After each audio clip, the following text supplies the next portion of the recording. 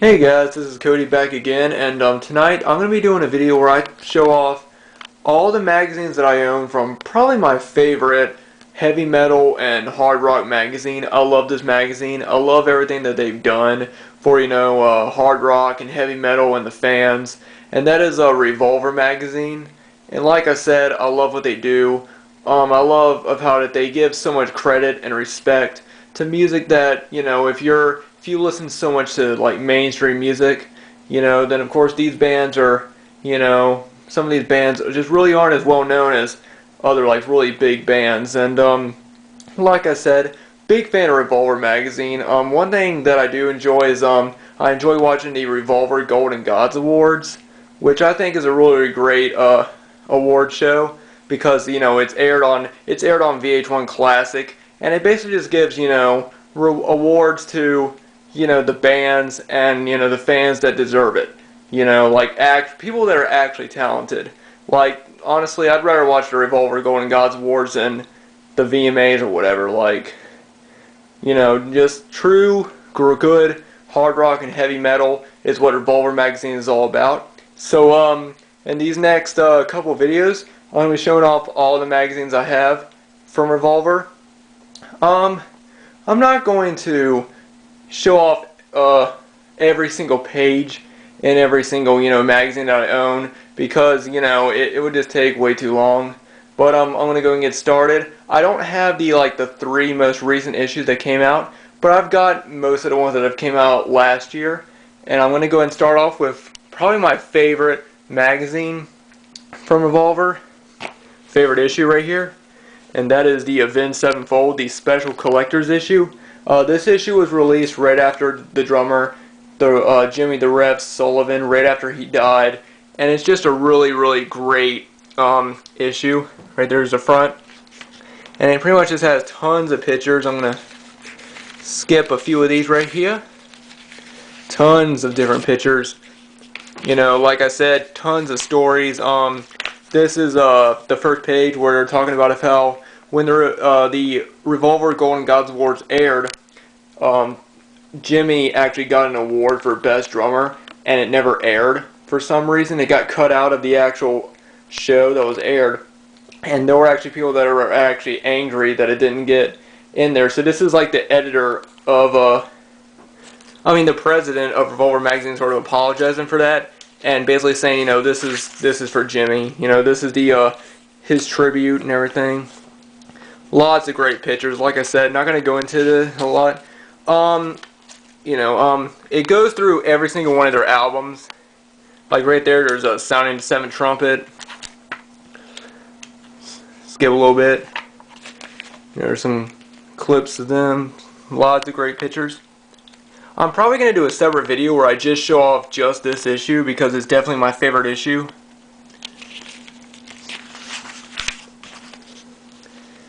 Again, there's tons clips of them performing live. Great. And then if you hang on one sec, and then this right here, this is just a whole section of just Jimmy. It's called Warmness on the Soul. The Rev's parents remember their son, and it's basically just like old pictures of him that his parents took. Just a really great tribute from two parents to their son. Just really sweet. There's a picture of Jimmy and his father walking away after a show. There's more of it. Like I said, really awesome pictures, and the interviews are amazing. This is some clips of them doing the Beast in a Harlot music video, which is probably their one of the most recognizable songs. It's one of my favorite songs by them. Definitely, I love Avenged Sevenfold. Yeah. And in this section is M. Shadows actually interviewing Metallica's Lars Ulrich and James Hetfield, which is really cool. One of my favorite bands, classic metal bands, being interviewed by the lead singer of one of my new favorite metal bands, which is really cool. Advertisement junk. Let me skip through a few more. But like I said, really amazing issue. This is the last bit of it. Yeah, like I said, just a really great issue and a great tribute. The last page is basically just a ton of like different tattoos that the fans had gotten for Jimmy. Like I said, really amazing issue. This is my favorite one, definitely.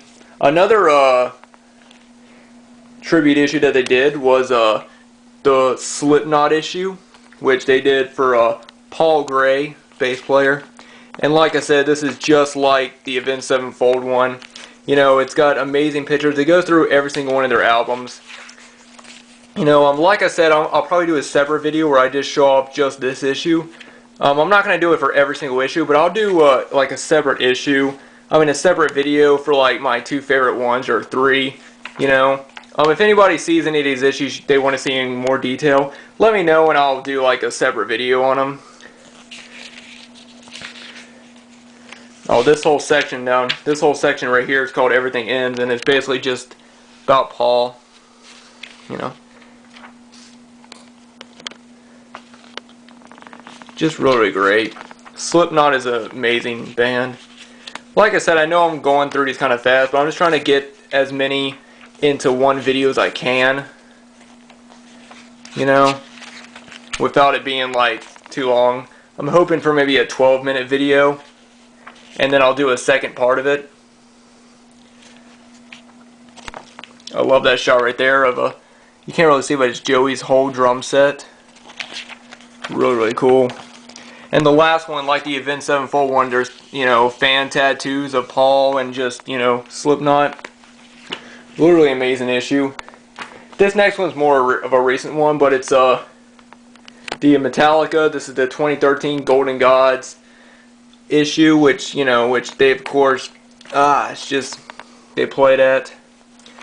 I'm going to try and go ahead and I'm going to skip a little bit and try and get to, you know, major stuff.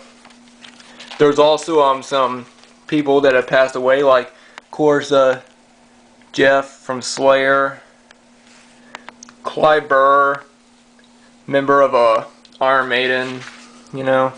So many amazing musicians have passed away over the past couple of years, you know, and there's been more, you know, that have passed away, like, in the past couple of years recently than there has been, like, I don't know, it's just sad. There's Metallica performing with Rob Halford from Judas Priest. Classic metal band right there. Tons of great pictures from this, from the full show. Really great. You know, I'm just I unfortunately was not able to see it because I missed the date that it was playing. I'm sure it's on YouTube, but you know, I'll see it eventually because I want to.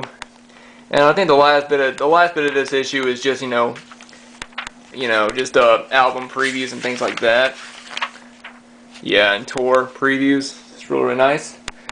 I'm gonna go ahead and get right here because my back's starting to hurt. Been bent over. The next one, this is a really cool one. This is a Rock, Shock, and Horror, which is a Halloween issue, and it's basically just like sort of a countdown of what Revolver magazine feels are like the best horror movies of all time.